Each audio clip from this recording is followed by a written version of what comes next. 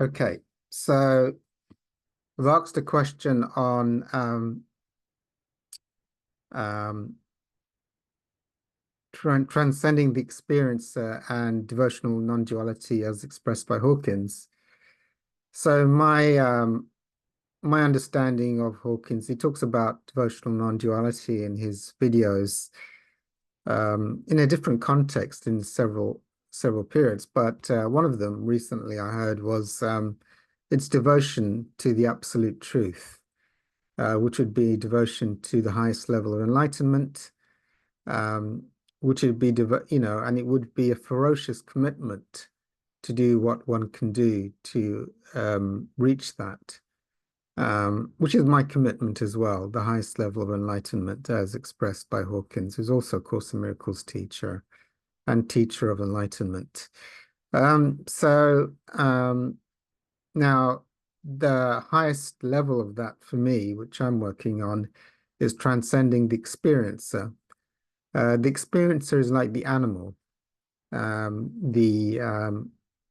have the reptile brain in me, and until I start to evolve spiritually, I get the etheric brain, which helps to bypass defaulting to the animal experiencer so that I can go more off into the disidentified higher fields of the etheric brain and to the spiritual fields of context, rather than being caught in the dualistic ego experience, which is voracious and predatory for experience, whether it's food experience, lust, pride, money, greed, or trying to get payoff from the world, as opposed to transcending the world and going into the higher states of inner illumination. How do you transcend the experience? So, well, Hawkins describes it in multiple ways. It's letting go of the ego juice. And if you've joined a 12-step group, you know how to release addictions.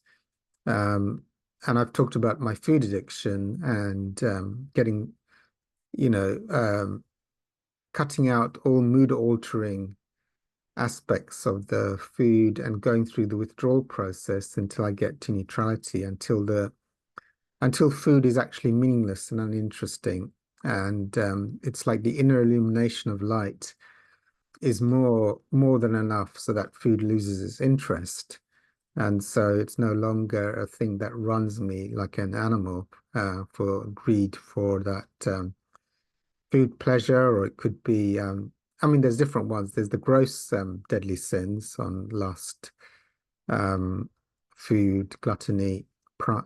The inner ones are pride, self-pity, anger, positionalities, control, the idea of a separate self, the illusion that the separate self exists, and also the defiance and the narcissism of the ego's vanity, that it has sovereignty and supremacy above that of God.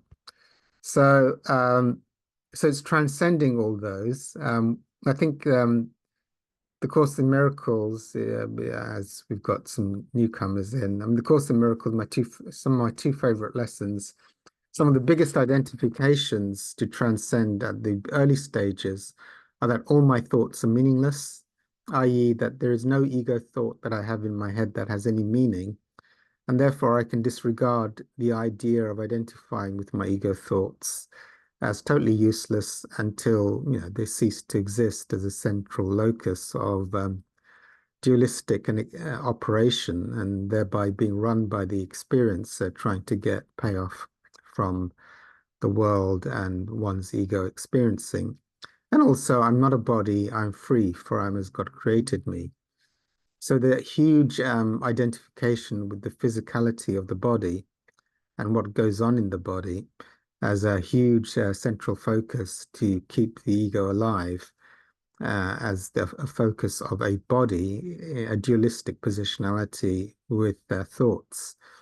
And that disconnection from source, from the non-dual fields, from the context fields, rather than being in the content, then create this voracious animal instinct for, food, lust, money, power, pride, the idea of a pseudo self being in control and denying the reality and sovereignty of divinity. So, um, so for me, then to transcend the experiencer, Hawkins relays his own experience, is developing the inner ferocity and the inner commitment. And for me, he's done a few videos, and they're very like gold dust on how at the very end of the pathway, what it takes to transcend and go to the highest levels of enlightenment, where there's a ferocious commitment to not identify with thoughts and just to a disregard for physical life, a disregard for whatever, until one achieves enlightenment, so that nothing will pull one out of one's extreme commitment.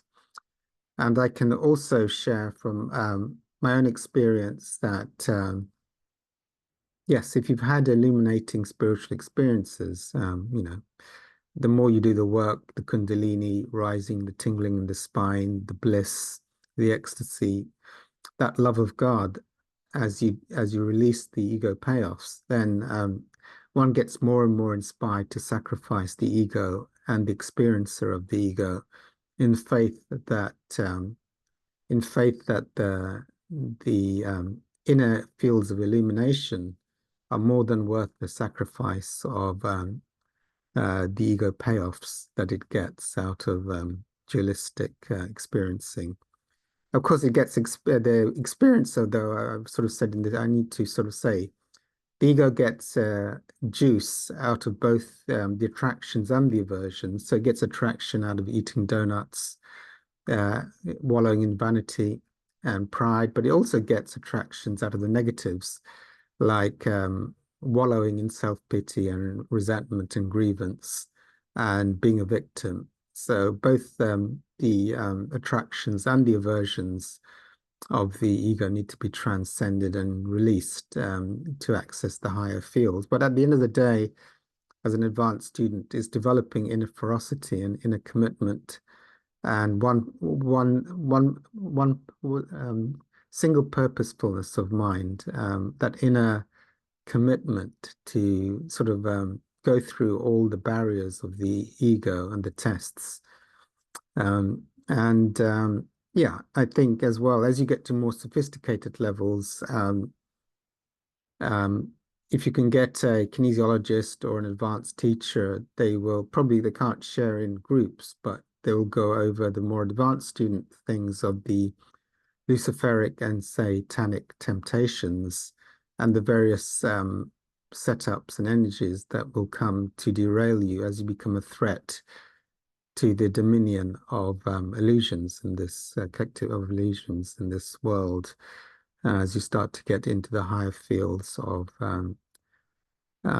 spiritual consciousness. Okay, so that's for today. That's what I'll answer on commitment and transcending the experiencer, and that the devotional non-duality, devotion, love, and allegiance to the highest levels of truth, the highest contextual fields, and to relinquish allegiance to the dualistic experiencer of the ego, trying to juice the world and continue its pseudo existence. Okay, so I'll stop there on that. I'm going to press